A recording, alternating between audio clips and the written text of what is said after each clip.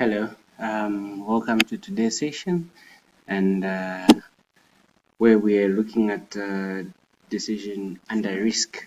Decision under risk. So, what about decision under risk? And this is obviously tied to decision theory. So, you are looking at decisions under uncertainty, decisions under certainty. Now we are looking at decisions under risk. So under decisions in an uncertain environment, you realize that you cannot really ascribe probabilities to it. Okay, you are totally uncertain, and the market trends are unpredictable to a point that you cannot really say that I know how the market functions. Okay, so you rely on certain approaches to decision making, like Laplace, where you assume that each outcome is equally likely.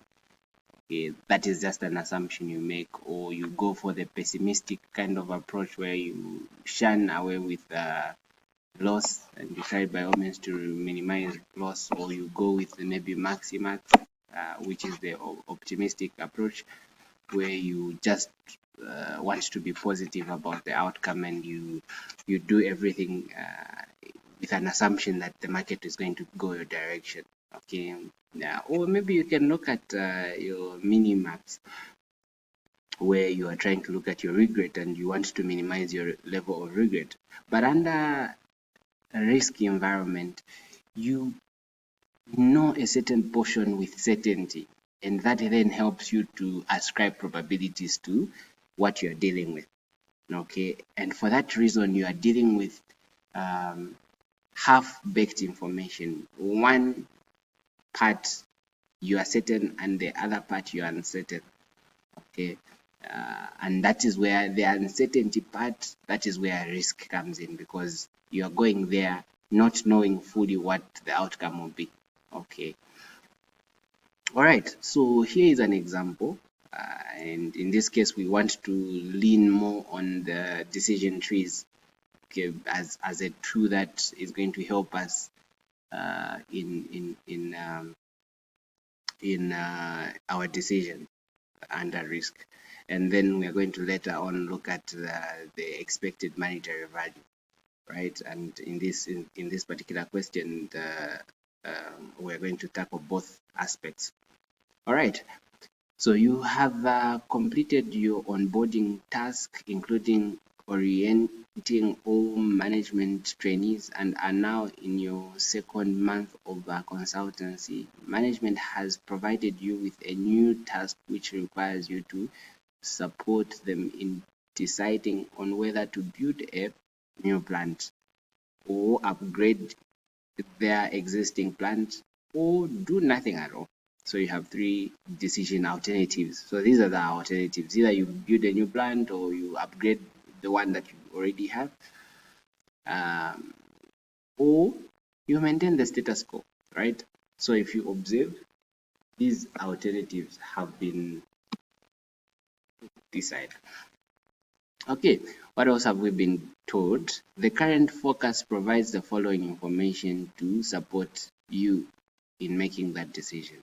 So these are alternatives, and other than alternatives, you will have things like strong market, weak market, maybe low, high, recession, boom. Okay, these usually are your states of nature. Okay, so remember, we have decision, alternatives, and states of nature. So based off your given information, you need to be able to trace which ones are your decision alternatives and which ones are your states of nature. All right, so states of nature are given. You cannot change it. It's an external factor. Okay, you don't have control over it. So if you might find yourself in a boom market, or you might find yourself in a recession, You cannot really control that, okay, as a business. So these states of nature, if you want to have another way of knowing whether this is a state of nature or if it's a decision alternative, you can look at it in that angle. Decision alternatives, these are choices that you actually make, right?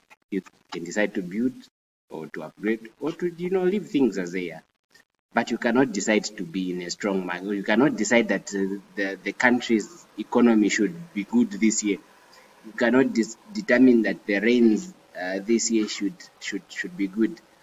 That is outside your ability to control. So that becomes your state of nature. So these states of nature are usually represented by chance nodes, which are usually a circle, right? Chance nodes. Okay, while decision alternatives are represented by a square node. Okay, square node. Okay, so these are decision alternatives. All right.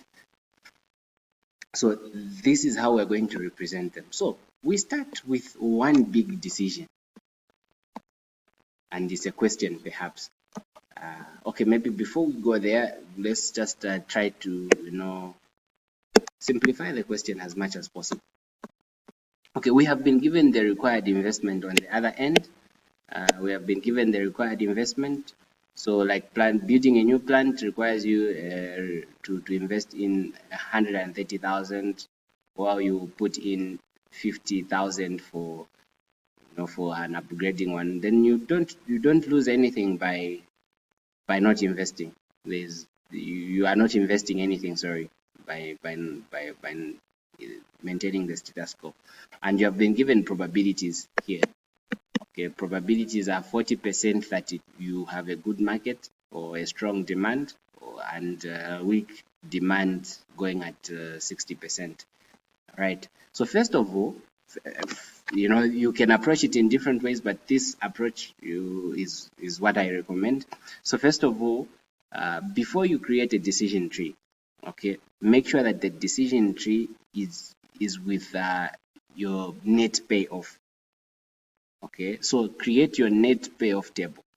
So we say net payoff table, right? So where you less the costs, okay, whatever cost you have, you less them from your profits that are coming, or your end selling amounts. All right. So given a new building,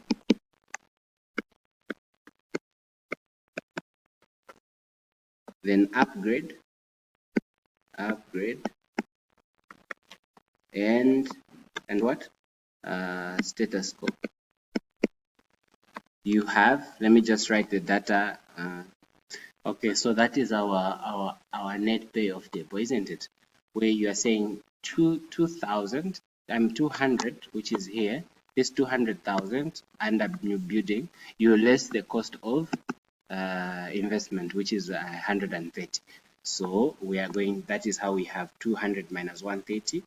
While on the other end, if the economy is weak, okay, you are going to make a total sum of 117.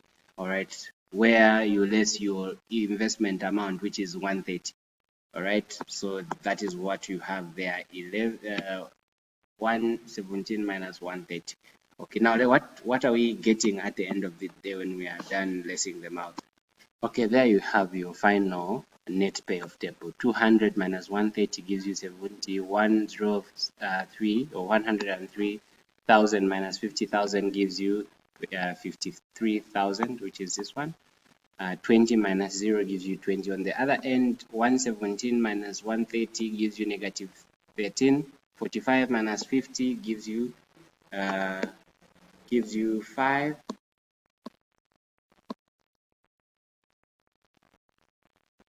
Yeah. All right, gives you 5. and actually negative 5, and 20 minus 0 gives you 20. So after you have done your payoff table, now that's when you go to the actual decision tree, and let's continue this session in the next.